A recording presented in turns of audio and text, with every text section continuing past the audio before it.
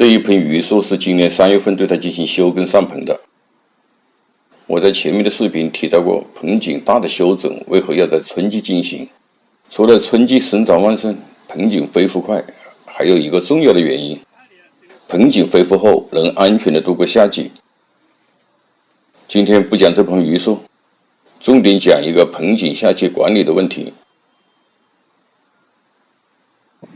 夏季高温是盆景养护管理最难的一个阶段，有4个方面值得注意。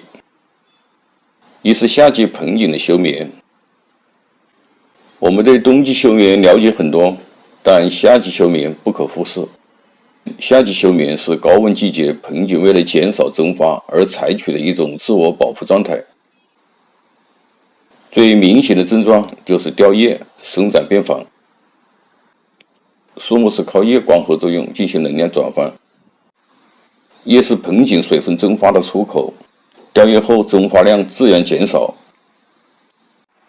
这是一盆三角枫，已经进入了休眠状态，老叶开始脱落，长出来的叶明显变小。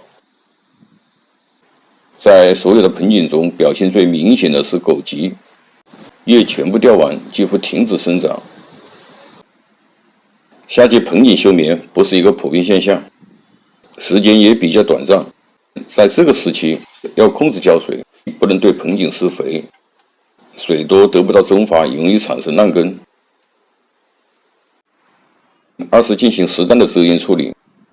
我种养的环境上面是藤类植物，地上铺的是河沙。藤类植物或者是遮阳网可以挡住大部分太阳的直射，减少枝叶的灼伤，降低水分的蒸发。没有条件的也可以把盆景放在避开西晒的地方养护。河沙可以增加环境湿度，降低温度。河沙还有一个重要的作用，把小的盆景放在沙面上，诱导偷生根的生长，防止盆土过干，盆景脱水。三是浇水。浇水是盆景四季管理最重要的工作。盆景生长出现问题，大部分与浇水有关，尤其是夏季。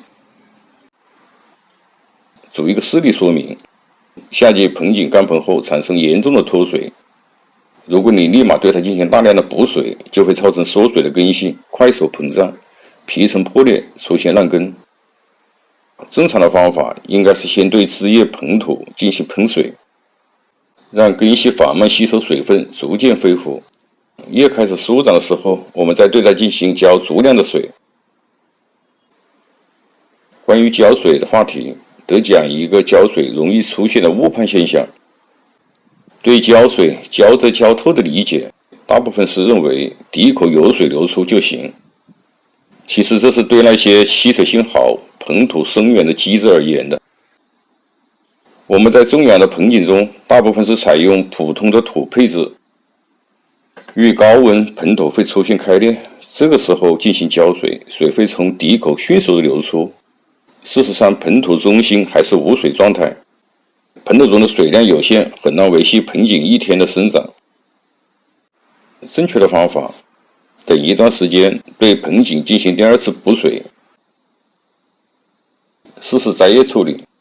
像硬桑红、浮秃子、雀梅、三角枫等，可以适当的进行摘掉老叶，减少水分的蒸发。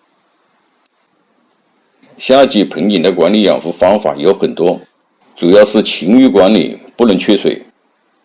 关于夏季盆景管理的话题，欢迎朋友们参与讨论，请在评论区留下您的建议。谢谢您的收看，下期见。